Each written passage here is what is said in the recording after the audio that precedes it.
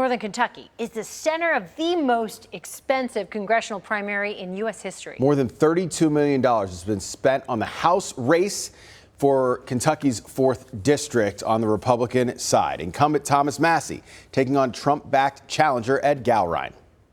The winner will head to the November general election in a district Donald Trump won by 35 points. And today, both candidates made their final pitches to voters. Gallrein campaigned alongside Pete Hegseth at an America First event in Hebron.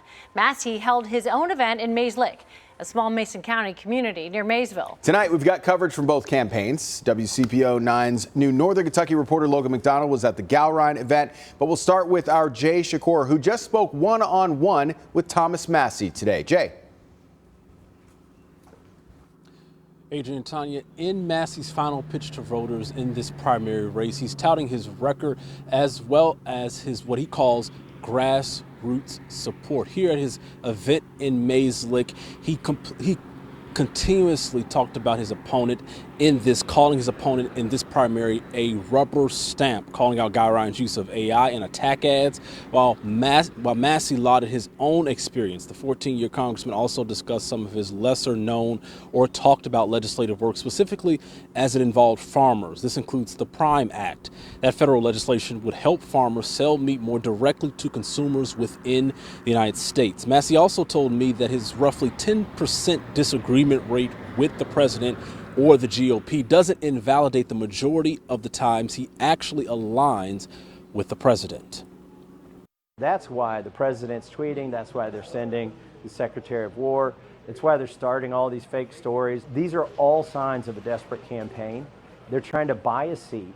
Miriam Adelson, AIPAC, RJC, basically Israeli lobbyists trying to buy a seat in Kentucky. And it's going to cost more than they can afford, because I'm not selling out, and neither are the voters. Now, this race, according to Massie, has garnered at least $30 million in spending, but Massie says he's confident he can win. He says his internal polling shows that this race is within the margin of error. I'll be covering Massie's election night party tomorrow, and tonight I'll have more reaction from voters here in Mays Lick. In Mays Lick, Jay Shakur, WCPO, Channel 9 News. All right, Jay, thank you. WCPO's Northern Kentucky reporter Logan McDonald, as mentioned, was with Ed Gallrein earlier and joins us tonight from Covington. So, Logan, President Trump has been vocal in his support for Gallrein in Kentucky's 4th congressional district. And in no small part due to Gallrein's opponent, Thomas Massie, splitting with the president on many key issues up until this point. Now this morning at the DoubleTree by Hilton at the Cincinnati airport in Hebron, Gallrein was met with a wave of applause from dozens of community supporters. This all happened as part of an event hosted by the nonprofit conservative advocacy organization America First Works, where they discussed the American ideals and policies of the Trump administration and Gallrein. Secretary of Defense Pete Hegseth quickly joined Gallrein on stage, voicing his full support for Gallrein, who set the stage for tomorrow's closely watched primary election while applauding the Trump administration and our military service members.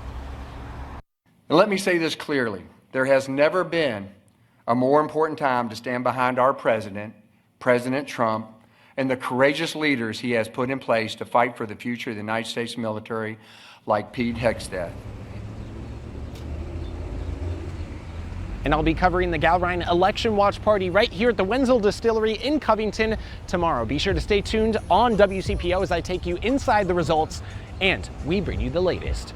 But live here in Covington, I'm your Northern Kentucky community reporter, Logan McDonald, WCPO.